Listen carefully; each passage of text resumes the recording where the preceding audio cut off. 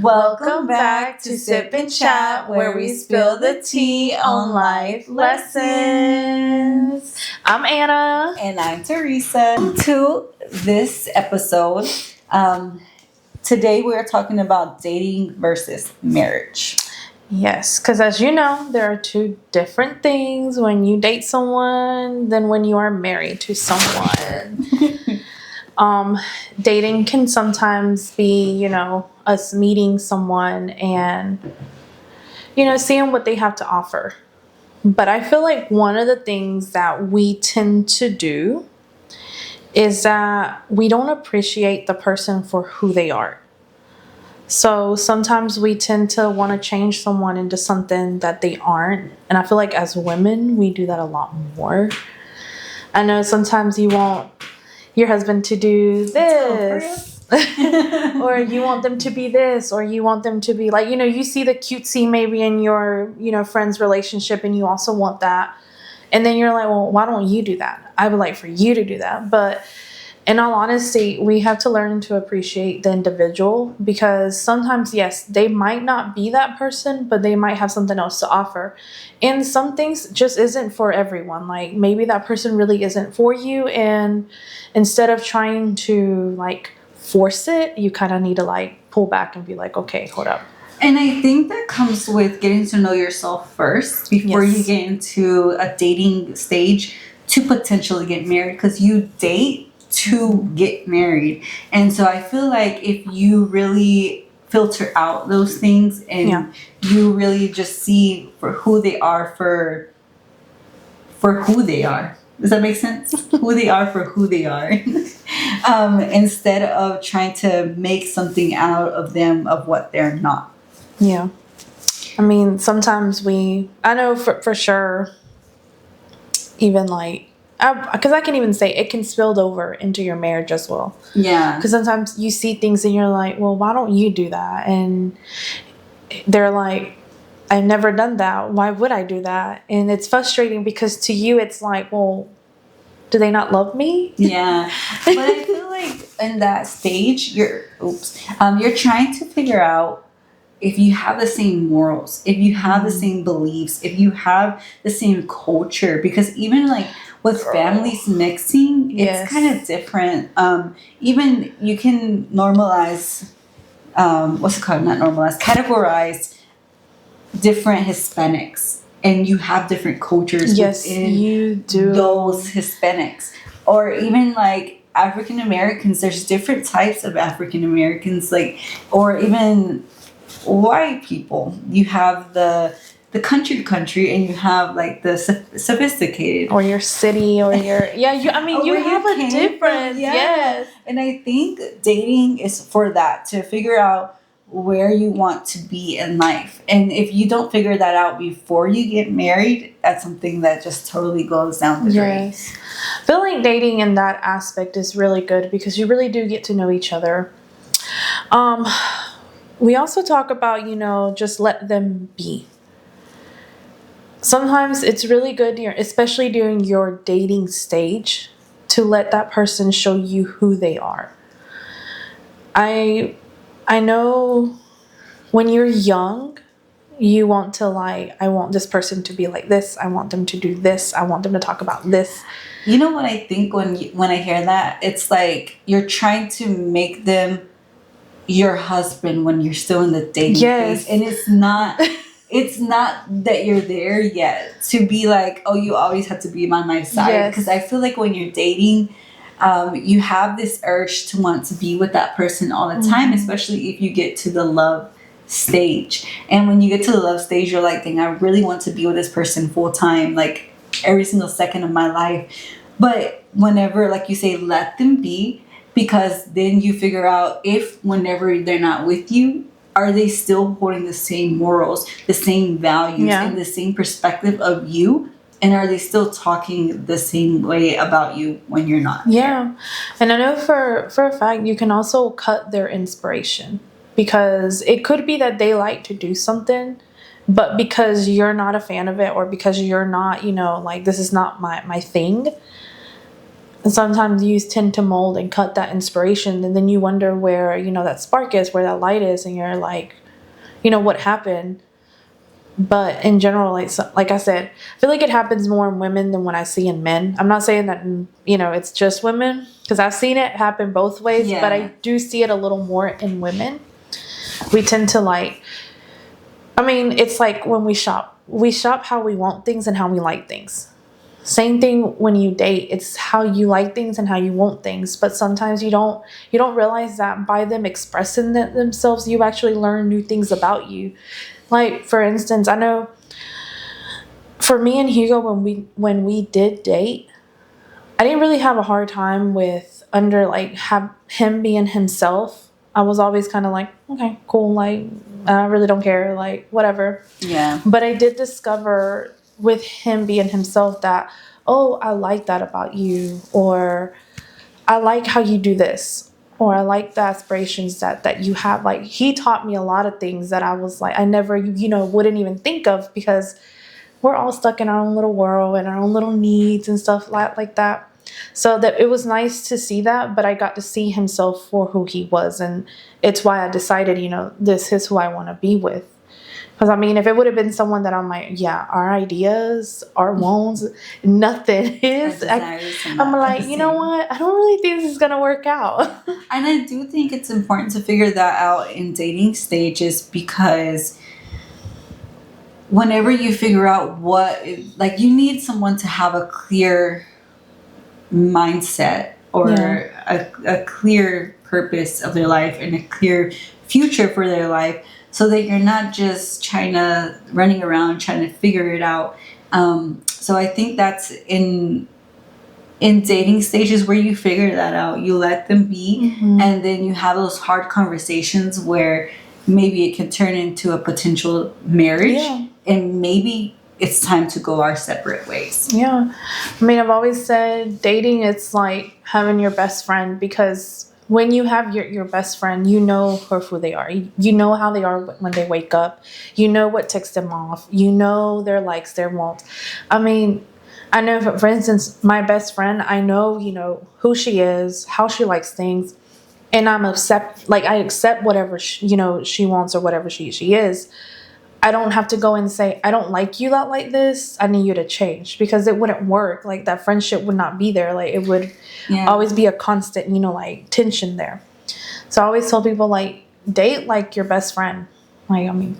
Make them your best friend. You need to get to know the person for who they are. Because we make the mistake that in dating, we're all the cutesies and we don't want to do anything wrong. We don't want to say anything wrong. We don't want anything to look wrong. We want that impeccable image, without realizing that they need to see everything else, because you never know. Maybe this is a deal breaker for me. Maybe this is not for me. Maybe this is something that I don't want to do. So I do feel like you have to. That makes me think that, whenever they say, oh, I married my sister, or I married my brother, I feel like I married one of my sisters. I'm like, bro, sometimes I just want to be like, are you them? Did you get to did you get on accord with them and talk to them before and tell them how you should be against me? Because you're acting like because my sisters are my best friend. My best friends, they're my number one best friends. I have friends that, I tell you, I have either sisters. I don't have friends per se, but I either have sisters that I consider sisters. Maybe they may not be blood, but I consider them my sisters. But yeah, I see where you're coming from, because I'm like, dang, yeah, it's crazy. I'm like, sometimes we're just stuck in, I want to be in a relationship. I want to be in a relationship so bad that we forget just that having someone there, right? And I'm just like, we forget that there are things that we're looking into that relationship. What is your end goal? I always tell people, you're not just dating to date. There has to be an end goal at the end of this. I'm not saying you have to get married, 2 months from now. No, I understand that there might be a trajectory that you're going to follow, and that's cool. But you just can't date just to have someone. I feel like that was me growing up. I was like from boyfriend to boyfriend. Like, I feel like I was never single since middle school. And I felt like because of that, I was never able to find myself. But I was single for like 6 months before finding my husband. And so I felt like that time was whenever I had the blessing to be able to find God and find who I am, my identity in Christ before getting into another dating stage. Yeah.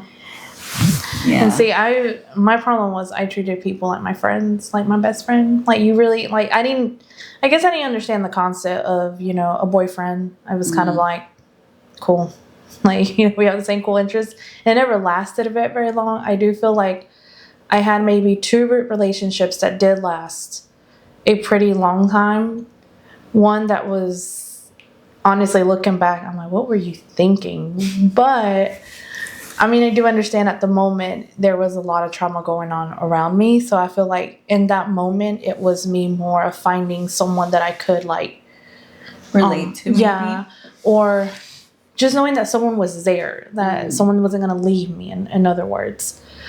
And then my second relationship, I think it was more of we just weren't on the same page, and it was always we're dating and we're not dating, we're dating and we're not. I think I got tired of that little dance. Yeah, I had one of those.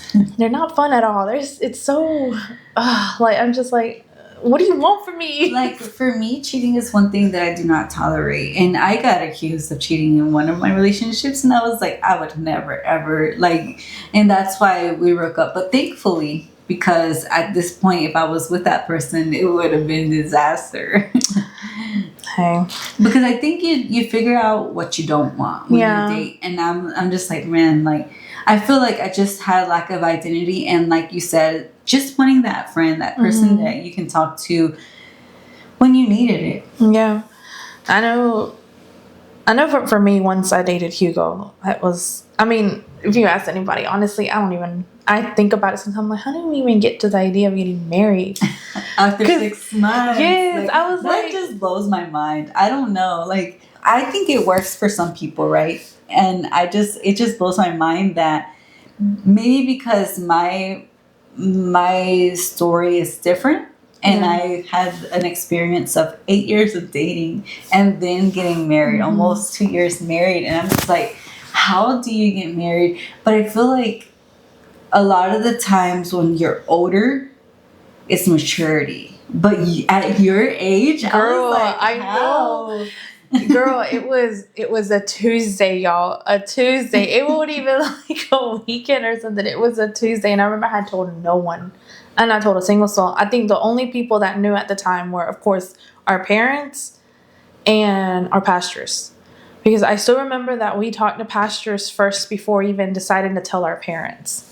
And I remember sitting at the pastor's house, which, if anybody knows me, if you talk to me very stern and very serious, I will cry. Because it's like my dad talking to me, and it's like, oh my God, what did I do now? Like, kind of thing. And I was sitting there crying. And Josemar was sitting there laughing. Because he's like, he could not believe I was sitting there crying. Because I still remember his dad asking me, "What, do you like him?" And I'm over here, yes, with tears in my eyes. Like, I'm sitting there just crying. But like, I think about it, and I'm like, what made us come to, the conclusion that this is what we wanted to do?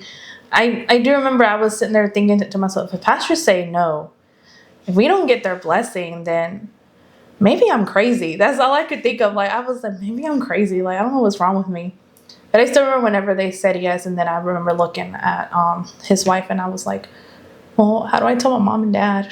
Because I was scared. Like, I was scared out of my mind. I'm like, but in that moment, like, did you feel like it was a good idea? And looking back at it, do you think it's a good idea? Or in the moment, I thought it was a good idea, but I was scared. Looking back, we did talk about this. Looking back at it, we wish we had waited a little bit longer. Just because we did have so many mishaps, ups and downs at the beginning. But at the time, we were the only young couple. we had no one else around us that, that we could relate to. No one else You're that we literally could. my age. Like, we're like literally months apart. And I'm just like, how? Like, at 18, I don't know. Maybe I had the idea of that I wanted a man, like, to marry a man. Obviously, I'm not gonna marry a woman, but I'm against that. But, like, I wanted to, like, marry, go ahead, right? Like, when you're young, you want to celebrate things. But I feel like, for me, we could have waited dating. And you guys could have waited to get married. And girl, the crazy thing about it is that I had always said I'd never wanted to get married. I literally said that. But why? I don't know. I feel like it was because I think hearing my uncles always talking about, they have to get married, da da da da. And I was like, I don't want to get married. What if I don't want to get married? I was always that defiant one that I was like, well, if you said we have to, I'm not going to do it. I was always that one. So I'm like, okay. Lord. But like I said, you got to do this and this and this. Wait, you have to get married first and then do this and this. Yeah. And I'm going to do all of it and then get married. And the crazy thing about it, like, I still remember my freshman year. I can't remember the name of that teacher. But I thought she was the coolest thing. I remember she was an English teacher. She used to ride a motorcycle to work. I really thought she was cool, y'all. But she did tell us one time, she's like, I did everything backwards. So don't do everything backwards. Because she talked about how she had gotten married first and did everything else. Yeah. And in my head, I'm like, see, you told me not to do that, and this is what I go and do. I'm like, oh my go get married first. But no, I feel like it's just, I don't know. I just feel like because in my mind, I'm like, there's an order to this, right? But like, people do what they want anyway, what works for them. And I just feel like we can't judge because we all have mistakes that we've done or made. Like, it's just like we can't judge anyone because we've all been through something that we wish we didn't do. Yeah, no, and then I just tell my husband, I'm like, well, if we didn't go through the things that we did, we wouldn't have learned the things that we did learn.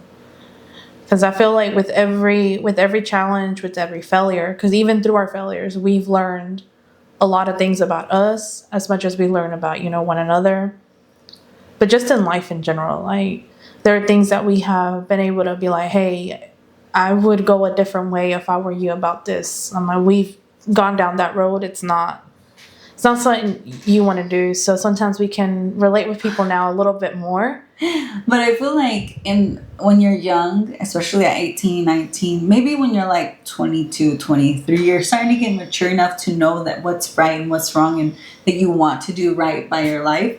But I think that whenever you're that young, you feel invincible. Like, you can do whatever you want. Like, people can't tell me how to live my life. Oh no, girl, I did not feel that way. I did not. I just know that I was not prepared. And I still remember, because I remember when I told my dad, he was more of, if this is what you want, then okay, I'm not fighting you on this. My mom, on the other hand, that was a different story. I feel like that is kind of what added to some of our issues sometimes, was just my mom. And looking at it now, I told my husband one day, I said, the day that we have kids, I see what my mama saw. I feel what she felt at that moment. I'm like, I think I would be scared too. I'm like, gosh, like that's your child. Yeah. Like, you want the best for your kids. And I'm like, yeah, maybe she couldn't see, into the future, but what she saw at the moment wasn't what she wanted for me. And I'm like, now I respect the fact, of how she felt at the moment, like I didn't, because I was like, what is wrong with you? But now, like you said, that maturity, once it starts hitting you, it's kind of like, dang, like, my parents, what did I put them through? But one thing that I do tell him, that I feel like what helped us the most was that, honestly, as much as we've tried to walk away from God, it was always a pull there that would never leave us. Yeah. And then I told him, in all honesty, if we wouldn't have known God, this would not have worked at all. Like, I think our first year would have been, I'm done. Like, I can't do this.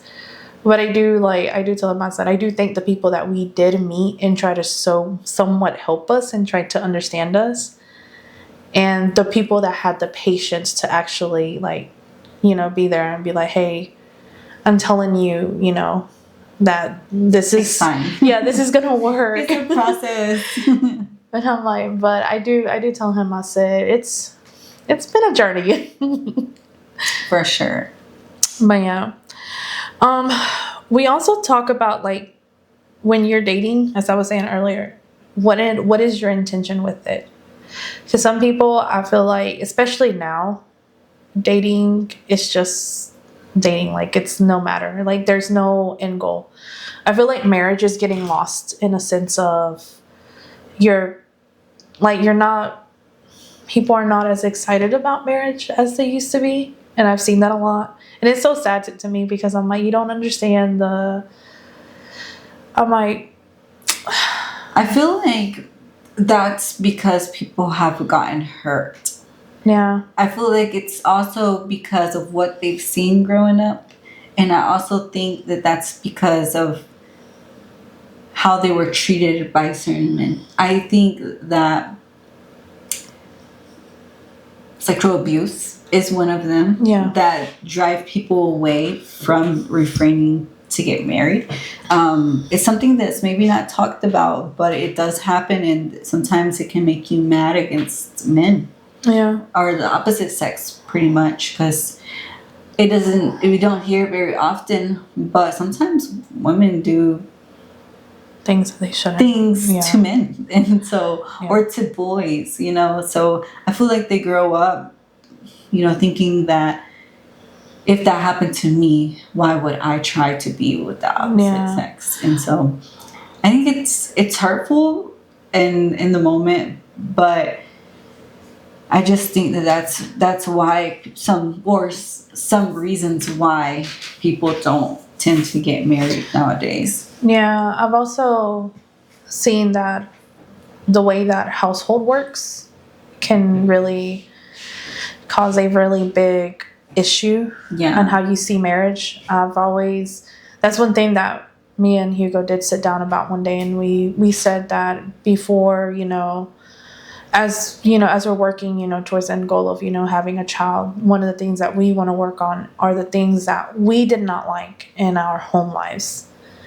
Because we don't want our children to see that. Yeah. Because I'm like, it does cause you, to have like if y'all doing this, like if y'all arguing every day, if every day you're walking out on her and he's walking out on you, then what's the point? It becomes a custom in your life where you feel like that's just the usual. This is the things that happen. Like, it makes it like like a life cycle or generational curse. There you go. Where you take whatever has happened in your parents' family. I've seen where parents don't really show love between each other in front of their kids, and they don't show their kids how to love. And then we were talking about that love languages last time, and I think that's very important to teach your kids, so that whenever they do get to the dating stage and the marriage stages, they know how to treat their spouse or their boyfriend and girlfriend, and respect each other to get to marriage. Yeah.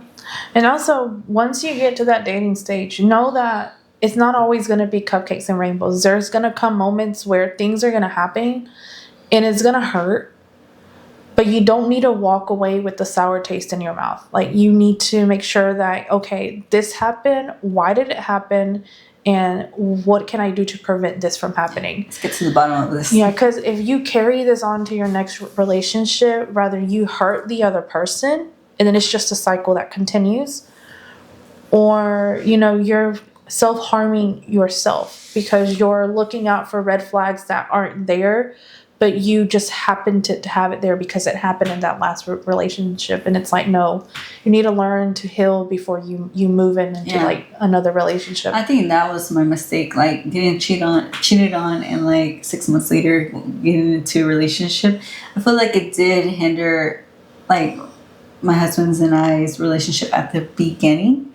But as you heal, like you say, you heal, you allow, if you believe in God, God is a healer. Yeah. And we just give it all to him, and he is able to restore our hearts, our minds, and like even the emotions that we have. Like, we have the identity to be able to be like, God is overall things, and we don't have to worry because he has the control of everything. So once you give it all to him, he's able to give you a clean heart, that you act as a child, like the word says, have a childlike, how do I say, behavior?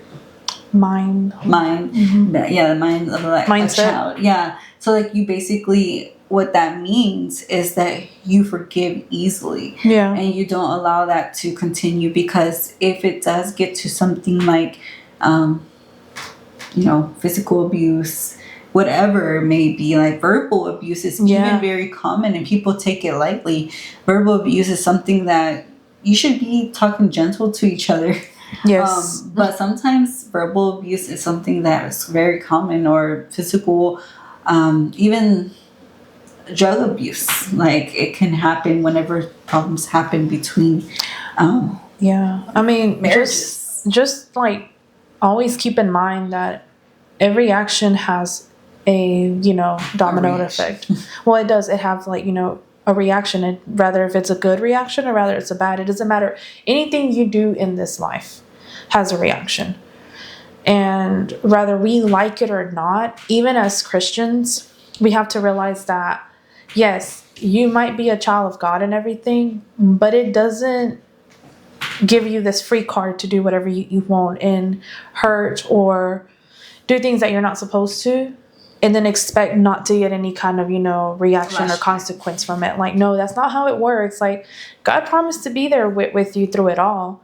He didn't say I'm gonna erase everything that happened and you won't get any of the consequences. Like, no, he said he was going to be there, meaning like yes, he will walk with you. Like he's gonna walk with you, but you also have to learn that every action has its own consequence. And even when you're dating, know that when you date, you want to give the best of yourself, but never to harm anyone else. If you're not receiving that, then it's time to be like, you know what, this is not working. I'm doing what what I can, and I'm receiving something that shouldn't be, and I'm not going to stand for it. So let's walk away. I do think that if you are dating in a dating stage, I do think you should give it your all. Now, I'm not about shoulds. I'm not going to tell you, I'm not your mama. Like, you got to do this. But I do recommend that you do try all that you can in that relationship before you give it up. Because you could be very well at the breaking point where it can go into the next level. But if you mess it up just because of how you felt in one moment, and then that's something that, like you said, like a childlike behavior where you, or mine, that you forgive that person and move on. If it's something that's unforgivable, that's non-negotiable, then, discuss it. Have a communication. Communication is key. Yes, that's very important. I think communication in dating versus marriage is two different things. But yeah, communication is key. It doesn't matter in what stage you are, it is always key. Now, I do feel like in marriage, the way that we appreciate potential in our partners is a little bit different. I feel like it kind of gets lost sometimes because you become so accustomed of having that person there that you forget that they have potentials, way beyond, than what, you could think of. Like, you just see that person, that's my husband. And like, for me, I could just be like, yeah, that's my husband. He goes to work, he comes home. Okay. I feel like I have a different mindset about that. Or I guess my marriage does.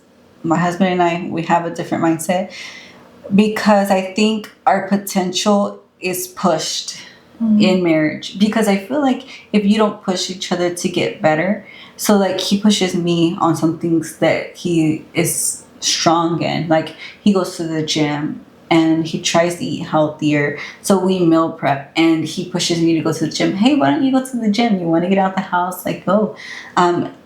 Also, the potential is not disrespecting, but encouraging. Yeah. And I think the potential is something that you should or that I recommend in my marriage, because I'm like, if you don't push each other to your potential, then because I feel like in the marriage stage, you know that person's potential. You know it. And so if they're not acting a certain way or they're acting out of character, I'm like, hey, let's bring it back and let's talk about this, because your potential is way much better. You can be sweeter about this. You can respond a different way, or like anything like that. I feel like the potential is seen much more in marriage. Okay. I feel like in dating, yes, appreciate the visual, because you're not continuous. You don't know him yet. You know, you're trying to get to know him to see what his potentials are. And honestly, I try to bring the potential out of people if I see something more, because I feel like oftentimes we don't know our own potential. Yeah. But people see it. And I think that's why I have a different mindset about that. Yeah. And I feel like even in marriage, like, I mean, on dating stage, I feel like the potential is to be pushed, but not to the point where you push them away and you give too much potential where you're just like, all right, you're not good. Okay. Next. No, to me, I feel like, which again, I do think it sometimes can be with time. I feel like we've been married. We just, this past 26, we are 10 years now. Yeah. And I feel like that potential. Yes. Kind of, young girl. It's exciting. I told him my contract's almost over. If you want, sign this contract and we can renew it. This requires $1 million. Perfect. Imagine. Oh my gosh. No. But I do feel like we get, like I said, we get accustomed like having each other at this point, and I know we've talked about it, that we tend to like, okay, kind of thing, and we're like, it's fine. I feel like we're hitting that what's it called? The threshold, maybe where we're just kind of like, it's okay. Like, we're getting, we'll get better. Yeah, like, what's that word for it? Pastor uses it a lot. We're conforming instead of, like, trying to... comforting. There we go. We're like... comforting instead of trying to push to the next level. Yes, and I feel like we were sitting there talking about that the other day. We're like, hey, we're getting a little comfortable here. I think we get a little lazy. I feel like Sam and I are, like, so fast to notice whenever we're getting too comfortable, because we're like, hey, we're not using our time wisely. We're not prioritizing our time. And, like, for me, I'm just exhausted, but one of my goals for this year was to get up early. But girl, but there's days where I do, because I want that time with the Lord alone. But honestly, I wake up so tired, even if I sleep 9 to 10 hours, and I'm just like, this is not it. This is not how I used to be. You are making a baby, so give yourself grace. I know, but I feel like that shouldn't be an excuse, because I used it too much in my first one. I was like, I'm not going to this time. This is going to be different. So little by little, like, I have 3 days that I do get up, and like, I get up and do what I have to do. Pray. Sometimes I read the Bible, but mainly at night, because in the morning sometimes the boys wake up before I can get to that point. But I do 3 days a week where I do try to get up earlier. I have set days, so it's not too much on me. Yeah. So trying to restore it a little by little. So like with the first pregnancy, I was like, yeah, I don't want this to transfer over. Like going to the gym was another one where I don't want to stop going just because I'm pregnant, but instead pushing myself to go. And my husband's really good at that. It's like, hey, did you do this today, or did you not? Like, keeping me accountable. And I love it, because I'm like, dang, you know what I want more than I do. I'm like, do I really want it? No, I think for me and Hugo, that's something we did say that we kind of need to work on a little better. I feel like in these last 2 years, we've gotten a little too comfortable, where we're kind of like, okay, we're just dealing, like, we're just like, whatever, we're just vibing at this point. But no, we did say, we're like, okay, no, for real, like, we got to get it down. Like, what is going on? It's like I said, I feel like it's just the relationship has been so long that I feel like, oh, we have this, and we're getting comfortable, like, oh, it's fine, whatever. Yeah, I can't speak on that because we're only like 2 years into marriage, or almost 2 years into marriage, but it's not good, y'all, because there are many things that you have to keep going and doing. Yeah. That's the thing that me and him were like, okay, like we need to buckle down, like we really do need to get our priorities straight because we've been doing too much. Yeah, we need to get it down. I feel like busyness doesn't equal being productive. Yes, that's something that we were saying. Like, we honestly are not producing anything. We're just busy to be busy at this point, and we're tired just to be tired. Yeah, and I'm like, you're right though. Like, but like really setting your priorities straight sometimes means losing friends, losing people in your marriages, because I used to hang out with a lot of people, and now I'm just like, if my priorities, like for example, when you're married, I just think that your priorities are like, you can't just be going out all the time, or you can't, like, you're thinking about your whole family rather than just yourself. You. And it was different because I was working before I had the boys. I worked up to the day before I gave birth, before I had the C-section, and it was different then. Although we still had the same goals, where we did save a good amount of money. We really did what we were supposed to. Yeah. But we had more wiggle room because we were both working to do, go out with our friends a little bit or give more to where it's needed. But I feel like the priorities have to be set straight, even in the finances, physical, emotional. Yes, like every single aspect. Because if it's not, a lot of the times you feel neglected by the other person, that they're not understanding where you're actually at. It was like, I remember, I think maybe we were like 2-3 years in marriage. And I remember one time he had used the word, I feel disrespected. And I looked at him and I was like, what are you talking about? Because in my mindset, to disrespect someone is when you're stepping out on them, you're doing something you're not supposed to. It was never the thought of, because I spend so much time with my friends, that I did not give him that time. He was like, I feel, because I sat there and I'm like, I have everything ready for you. Like, you don't need anything. Like, what are you talking about? But you don't feel loved that way. Yeah. And I didn't understand like what he meant. And one day I kind of, just kind of sat down, and I can't remember who I was talking to. It's been so long. But I do remember I had told them about what he had said, and they looked at me and they were like, you need to be careful.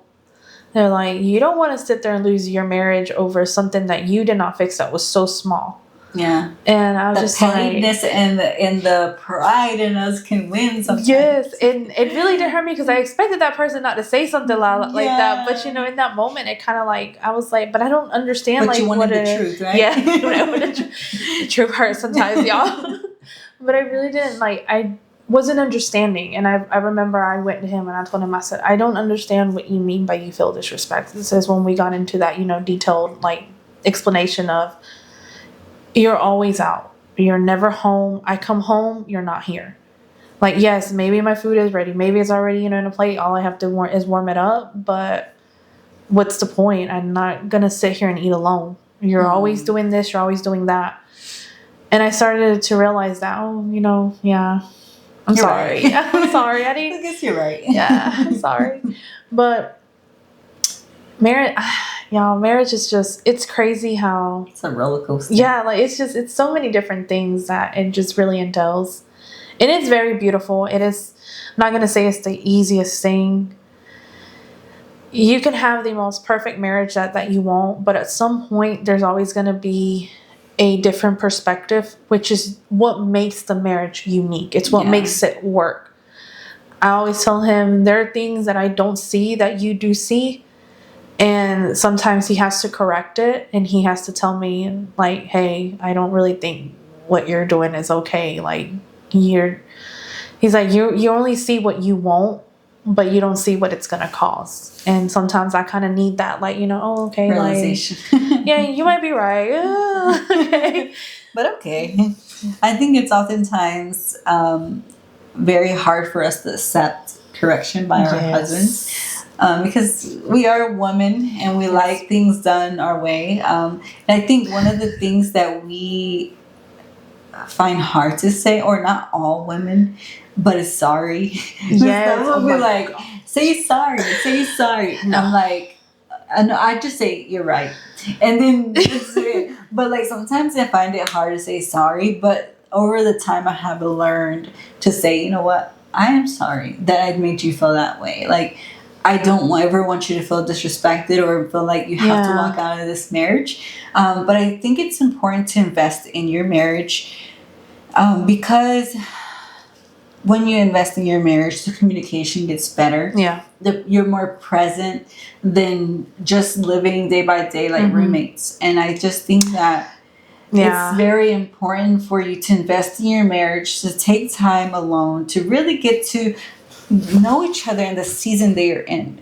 Like, just like there's seasons for everything, there's seasons in marriage where you may feel more motivated right here, or you may feel less, like whatever it may be. Seasons change. Whatever season you're in, it's important to invest in your marriage so that you can overcome those seasons together. Because I feel like oftentimes when we don't invest in our marriage and we just allow disrespect to overtake us, or you know, just the hurtful words or anything like that to overtake us, we allow the enemy basically into, or figuratively into our home, where we just allow the enemy to just take it down, and it's not good. So invest in your marriage. It's important.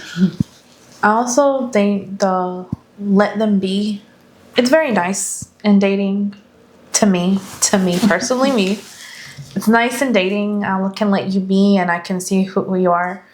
But when it comes to marriage, to me, the let them be does not work very well. I always think that, yes, I can let you be and exploring, you know, your likes, your wants, your aspirations, but I can't let you go so far that we're getting lost in the mix of it. Because I feel like sometimes, or like your husband said, like, I feel disrespected. Like, saying that is very important. Yeah, because I tell him, like, he could have just let it be. Like, he could have just kept into to himself and be like, oh, you know, she's like that, you know, and then whatever. He explodes. Yeah, because I mean, it does. Like, I'm so bad. I really am. Like, I'm honest. And the one thing that I always hear him tell me, I am not a mind reader. Which in my head, you should be, you know, you should be able to know my thoughts. You should know by now. But he always tells me, I cannot do what you need me to do if you do not tell me. He's like, I'm not a mind reader. And I'm the type that I won't say nothing. And I'll just let you continue and let you continue. But I've learned that my reactions are very explosive. And I can be very hurtful. Even though I don't mean it. But I will, because once I feel attacked or when I feel hurt, I am very, like, mean. I've seen that in my friendships. I've seen that in my way of being. Yeah, too. I'm very explosive when it comes to like you've hit the limit. Yeah, like, it takes me a while to get there, but you hit my limit. Like, this is it. I'm done. And that's the thing with him. He just kind of looks at me. He's like, why didn't you say something? And one day I sat there and really thought about it, and I said, if I would have said something from the moment that this bothered me, we would not be having this moment right now. Like, this would not, I would not have said what I said in the moment, and we wouldn't have had this big fight over something that could have been fixed over, I did not like that. Yeah. And that's one thing that I have noticed throughout the years. It has really, like, molded. And I will say he really has helped a lot when it comes to that, because sometimes he'll look at me and he's like, I need to tell me what you're thinking. I can't read your mind. And even I've seen it, like, also, like, kind of float over into my, like, relationship with friends. It's kind of always rings in the back of my head and be like, they can't read your mind. You got to tell them they can't read your mind. Yeah. Because I know what they told me. They're like, you know, you become a lot calmer, more patient about things now. I'm like, yeah. It's called wisdom. I'm like, but I feel like for me in that aspect, I think that how do I say it?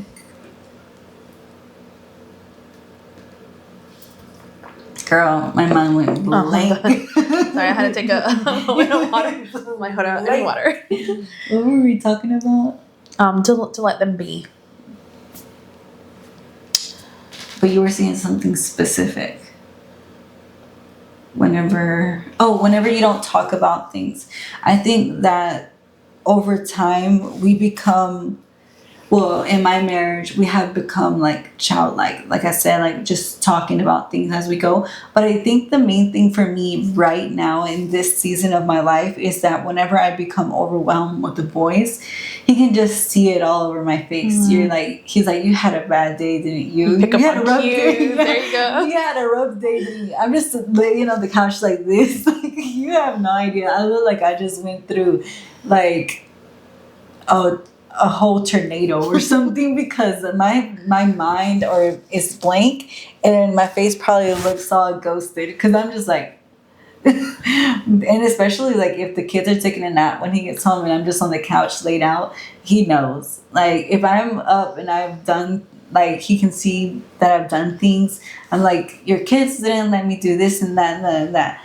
but he knows. Yeah. And he takes them and he's like, all right, you know what? But I think that, like you said, the cues, like knowing what bothered you and talking about it, because oftentimes when that person is upset, they act different. They, that little, you can hear, you little, can hear their thoughts in their mind, where it's like, oh, if they were a boy, I just yes. My husband, I can see it in your face. Yeah, exactly. What are you thinking? Yeah. It's crazy. I told my husband, I'm like, they know. Like, yeah, because I'm like, even for me, like, there are moments where we need to discuss certain things. And it is very important that we talk about them. But he gets home, and I know it's been one of them days at work. Because, like you said, you can see it in their face. And I'm like, do I really want to add on to this? Or should I just wait? Right. But what kind of husband is, or what kind of person is your husband? Does he like want to talk about it, or like once you ask him, or he's just like distressed and then talk about it? He's more of, I gotta distress, walk away, and then once we kind of like sit down, it's kind of like, okay, then he explains what went on. Yeah. I see my husband walk into the door, I'm like, what's wrong? Like, what happened today? And then he's like, like he'll take a little pause and then he'll tell me everything. I'm like, oh, like I love it because I'm like, that's the kind of relationship that I want my kids to see. And like, you talk through things instead of lashing out or like, I had a bad day. Why isn't this done? Why isn't that done? Yes. Like, please don't do that to me. I do remember, because I did tell my husband that was one thing that I did, because myself, I need to work on. Because I tell him that I will lash, like, completely. I said, I want to work on this. And I've been working on it for the past 5 years. Good Lord. Good Lord. For the test. Yes. Let's put it to the test today. Because I sit there, and if I do have a bad day at work, it can leak into everything else. I'm the type of person that sometimes can bring work home with her. Oh, no. And he does not like that. Like, sometimes he'll be like, okay, I'm not the one that caused this. Like, this happened at work. Why are you, freaking out on me? For me, it's more like, you won't believe what happened. Like, you won't believe. Because I feel like I don't take anything personal. I may get mad about some things, but I don't take anything personal because obviously you don't know what the other person was going through that day. You don't know what kind of day they had at home. So I'm just like, you know what? You won't believe how this person acted today. I don't know what they're going through, but I'm going to pray for them. Girl, no, I feel like well, at least at work. I feel like for me and our work, some of my work environment can be very toxic. But I feel like we work sometimes 12 hours together. And then there's some jobs that I only do like a little bit of time or whatever. But I feel like when we're stuck with this 12 hours together, it's where it really gets like... And I will say, it is hard working in a field with just only women. I did not understand when people would say that. They're like, oh, it's because you're working with women. It's normal. But I've got to see firsthand that, good Lord. So dramatic. Yes. I'd be like, calm it down. Like, not, we had a lot of turnover in the jobs that I've had. And that really annoyed me. And I was always like, training people. Mm-hmm. But in my other job that I had here in Smithfield, I feel like that job was so peaceful. Literally, I feel like I had to do everything at the first job that I had. But like, I got along with my coworkers. Mm-hmm. Like, there was moments where, yeah, I did feel annoyed. But honestly, like, I would have stayed there if I wouldn't have gotten pregnant. Like, it was great. Like, I don't know what it would have been like if I would have stayed there longer, because I was only there a year. But I feel like whenever you're there a little longer, you get to really see. Yes. You do get comfortable, I think. And you get, like, I guess people get comfortable on lashing out on you. Yeah. But this ain't even a topic. This is about marriage. Yeah, sorry. Sorry, we got on a rant here. But yeah. Yeah. Anyway. It can be hard. But yeah. No, I don't know how long we're talking about coworkers and how we are. But anyway. Yes. Now, being intentional in marriage is a little bit different, because once you're in a marriage, you have to be intentional on everything that you do. The way that, you put goals out, the way you decide on things, the way you choose how you want to live, like, your culture of your home. Yeah. Because every marriage has its different culture. Like, I can really say that, because I see different marriages, throughout my life, and I'm like, oh, that works for them. I am so happy. That would not work for us. Because in reality, like, not everything is for everybody. And I always find it amazing how, like, different things work for different people. And but you get to the same end result. Yes. And I'm like, it's so crazy, because I'm just like, wow, we tried that and it didn't work. But I feel like there's a lot of people in marriages where they will say, but this worked for me, so it should work for you.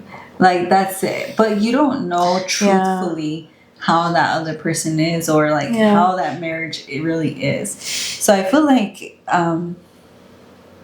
counseling in marriage is kind of difficult. It's kind of hard to talk about, or even anything. I feel like giving someone a specific way to do things. Yeah. I feel like everything has its own story, its own way of doing things. Yeah. I'm like, as much as we want to sign the perfection of everything, like, we want to book study. It's like a doctor, they get all these things and they study, and it's like all in the book and everything in textbook, but then you get the patients that come with the different symptoms that's not in the book. Then what do you do? Yeah. So I feel like everything has its own. Yeah. Like, I didn't learn that in medical school. Hold up. No, but like, honestly, it's the way marriage is as well. Like, every marriage is so different, and it's pretty unique to see that. And I also feel like you can also learn from different marriages. Yeah. But intention in marriage is a little bit different than when you're dating. Because, you can be, intentional while you're dating, but you're still covering yourself first. Like, the intentions behind what you do is how it's going to benefit you in the long run, compared to in a marriage, it's how it's going to benefit the both of you, that household. For sure. I do agree with that, because at the end of the day, in a dating state, I feel like you are more focused on what, like you said, more benefits you more. If there's something that tips you off, you're like, yeah, you know what, this ain't going to work. Yeah. And it's easy to do that. I think it's very easy. But in a marriage, you make it work however you have to make it work. Because if not, then you don't want... Like, for us, like, my family, my parents are divorced, and I don't want that to happen. That cycle to happen in my life, I will cry. And I just want to avoid it at all costs, or any problems that, my family had, or my husband's family had, like generational curses that we've had in our past life, or our past generations. I don't want that to fall over us. So we cancel those out in the name of Jesus. Yes. Because we don't want those. Which bring us to commitment. Commitment and resilience in dating versus marriage. Now, in dating, when we talk about commitment and resilience, I feel like in dating it can be a little bit, how do you say, not so, like there's not really like a pressure on being super committed because you're in that stage where you're learning. So you're seeing, oh, I do like this, I don't like this, maybe not, maybe a different flavor, maybe, kind of thing. Like you're not saying that, it's okay to be like testing and testing and testing. Like, no, what I'm saying is that through dating, you're not as committed as you are going to be in a marriage. In dating, I feel like it's more of an open-ended question of, is this going to be for me or not? Yeah, and I feel like a part of commitment is the morals that you have. Mm-hmm. Because obviously you expect of that person not to cheat on you or not to have anything that makes you feel betrayed. Per se. Like you're not going to, if you're dating that person, you're not going to be talking to other people per se. Like respecting the other person. And I think that's the kind of commitment you would see in a dating state.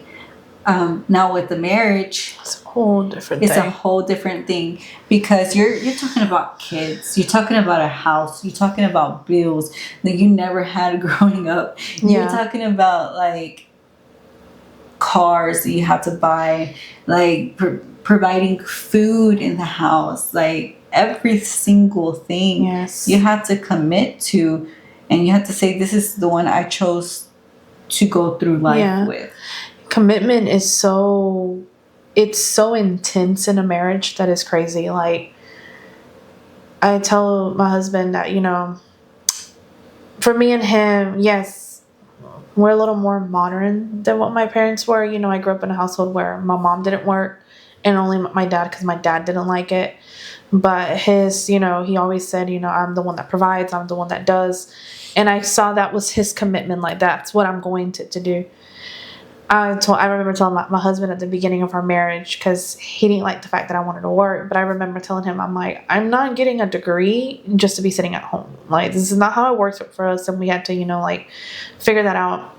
But to him, it felt like he wasn't, doing his commitment of having to, provide for the household, and I was telling him, that's not the way that I view things. To me, I feel like for us, we're both committed to, building a home together. We're both committing to have a savings. We're both committed. The moment we said I do, we're doing this together. And I'm like, and it comes through health, and it comes through everything else. I told him that where I got to see his commitment the most was, during like my journey through Health Walk here. What couple doesn't get married with the thought of, we're going to have children, and all this stuff.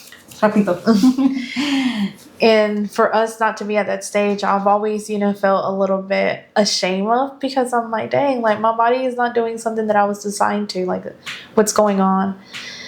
But to actually see that he has actually stuck around and actually, been like, it's okay, we'll get there, to see that patience and that commitment that he's had towards me, it really, made me remember our vows, of through sickness and health. Yeah.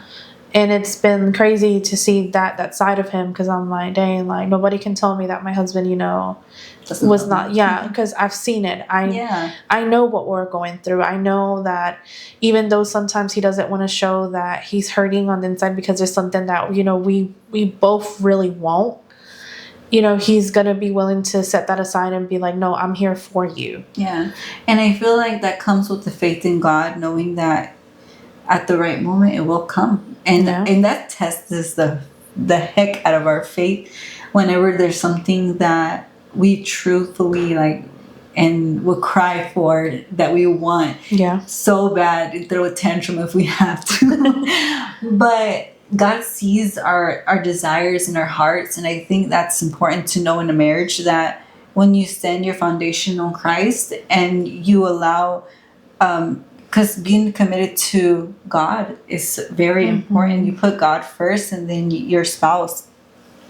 And whenever you do that, I think everything just aligns to where you do support something like health, and you do support like when you're low in finances, or you do support whenever you're feeling down. Like you could be in a depressive state, but you're there beside that person that you love.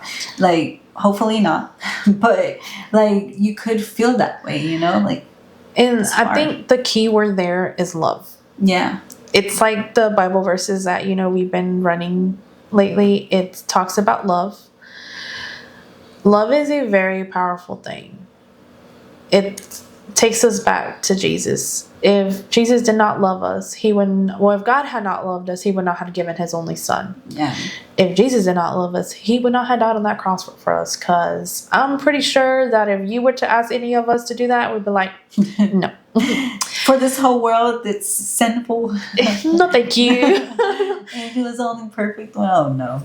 I would be like, I pass. Thank you very much. Thank you for the offer, though. I'll stay in my perfect world. Yeah, imagine. And that's the thing. Like when it comes to marriage, when you have that love and you've learned that love through God, it literally, love.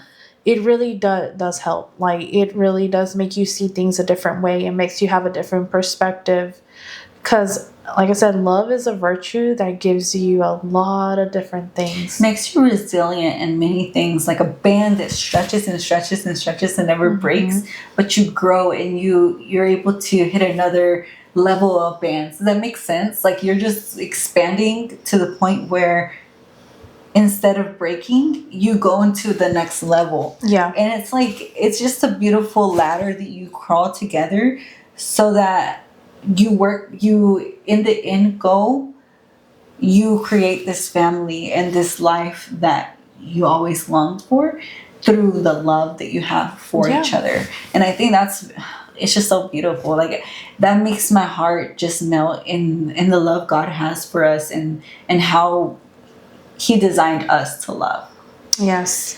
Love is powerful, y'all. As much as it sounds cheesy, but it really is. Like, and the way you choose to love, like, yes, it's just crazy. But we're at the end of our episode about dating versus marriage. We hope that we could give a clarity of a difference between the two, and we hope you enjoyed it as much as we did. And thank you for having us here on Sip and Chat. Thank you. And share. Please share. Like, subscribe. Share to all your people on Facebook, Instagram, even, what's it called? The other platform. TikTok. On TikTok. Please share. We have not reached our 100 followers. We need to. And if you love us, please help us grow our audience. And this is how we can be able to stay. You know, it really warmed our hearts to see an actual comment on our videos. So it makes us feel good, guys. Trust me. That you like it, you subscribe, and that you comment. It makes us feel special. Yes. We love it. If you want us to feel love, please comment, subscribe, and share. So that we can keep blessing your life. Until next time, here on Sip and Chat.